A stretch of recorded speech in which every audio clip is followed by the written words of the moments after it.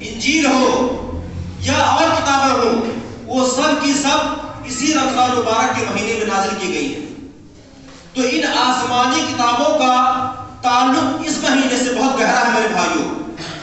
تو ضروری ہے کہ اس مہینے میں خاص طور سے ہمارا بھی تعلق اس قرآن سے، اللہ کی کتاب سے گہرا ہو۔ اور وہ کس طرح سے ہوگا؟ جب اس قرآن کی تلاوت کریں گے، جب اس قرآن کو ہم معنی اور مفہوم کے ساتھ اس کو پڑھیں گے، سمجھیں گے۔ کیونکہ بہت سارے لوگ ایسے ہیں ہم میں سے بھائی جو عربی سے واقف نہیں ہیں اور صرف قرآن کی ریڈنگ کرتے ہیں۔ ٹھیک ہے، آپ کو ثواب تو اس کا مل جائے گا، لیکن میرے بھائیوں اللہ رب العالمین نے قرآن کریم کے اندر کچھ پیغام ہم کو دیا ہے، ہم کو میسج دیا ہے، آداب زندگی بتایا ہے، زندگی مجھے کیسے گزارنا ہے، نماز کیسے پڑھنی ہے، زکوٰۃ کیسے دینا ہے، اور اس طریقے سے اسلامی جو آداب ہیں، اسلامی احکام ہیں، اللہ رب العالمین نے قرآن کریم کے اندر بیان فرمایا ہے۔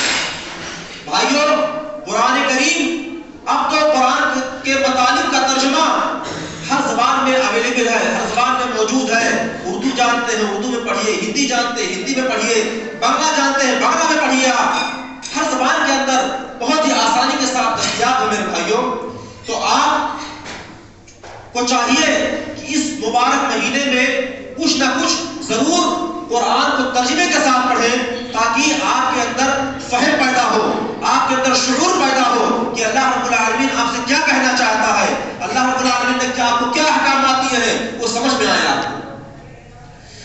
بہت سارے لوگ ایسے ہیں جو آپ سنتے ہوں گے کہ قرآن آپ کے بس کی بات نہیں ہے۔ نہیں میرے بھائیوں، قرآن بہت آسان ہے۔ اللہ رب العالمین نے بہت آسان زبان میں قرآن کو پڑھنے اور سمجھنے کے لیے اتارا ہے۔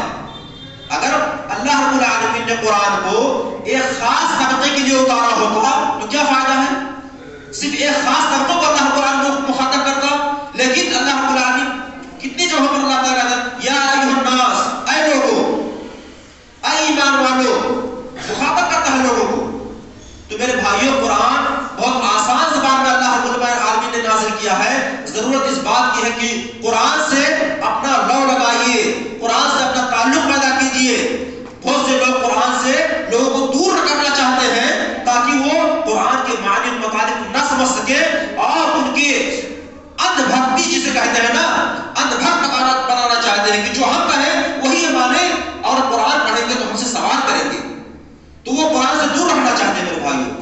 تو ان کی باتوں میں بتائیے، آپ قرآن کریم کو اس کے معانی اور مطالب کے ساتھ ترجمہ قرآن موجود ہے، اس کے ساتھ آپ پڑھیے، اور جہاں آپ کو لگے کہ یہ سب ہمارے سمجھ سے بالاتر ہے، سمجھ میں نہیں آتی ہے، علماء کرام موجود ہیں، ان سے آپ سوال کیجیے، استفسار کیجیے، انشاءاللہ آپ کو اس کا جواب دیا جائے گا۔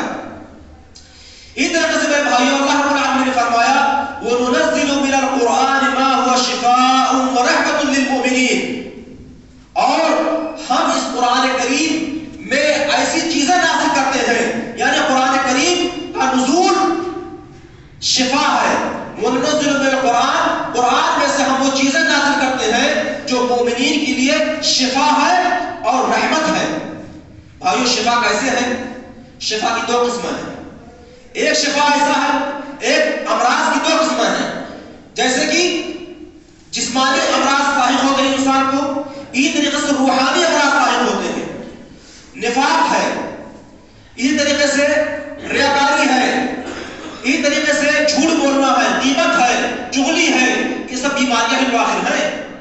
تو قرآن کو جو شخص ان کے مطالب کے ساتھ پڑھتا ہے، سمجھتا ہے، تو اس کے اندر شعور پیدا ہوتا ہے، بیداری پیدا ہوتی ہے، اور یہ سب بیماریاں، جہالت کی بیماری ہے، یہ سب بیماریاں جو ہیں اس کے اندر سے دور ہوتی جاتی ہیں، اور وہ ایک سچا اور پکا مومن بن جاتا ہے، جھوٹ نہیں بولتا ہے، چغل خوری نہیں کرتا ہے، ریاکاری نہیں کرتا ہے، نفاق سے دور رہتا ہے، یہ سب بیماریوں سے اس کو شفا ملتا ہے۔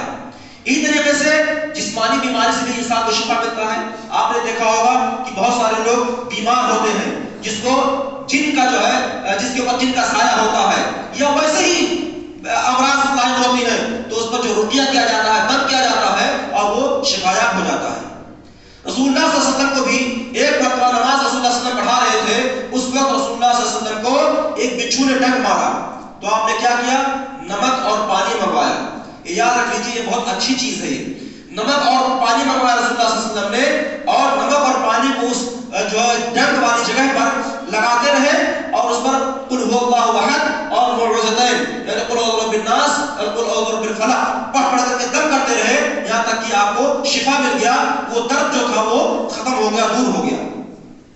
اسی طریقے سے حضرت ابو سعید خدری رضی اللہ تعالیٰ عنہ کی بات ہے, رسول اللہ صلی اللہ علیہ وسلم نے ان کو 30 صحابہ کرام کے ساتھ ایک غزوہ میں, ایک جنگ میں رسول اللہ صلی اللہ علیہ وسلم نے بھیجا تھا ان کو, اور انہوں نے ایک گاؤں کے پاس جا کر کے پڑاؤ ڈالا اور گاؤں کے لوگوں سے طلب کیا کہ آج آپ لوگ ہماری ضیافت کر لیجئے, ہمیں اپنا مہمان بنا لیجئے آپ لوگ. لیکن اس گاؤں کے لوگ بہت بخیل تھے, انہوں نے ضیافت کرنے سے, مہمان نوازی کرنے سے انکار کر دیا. بہرحال واقعہ یہ ہوا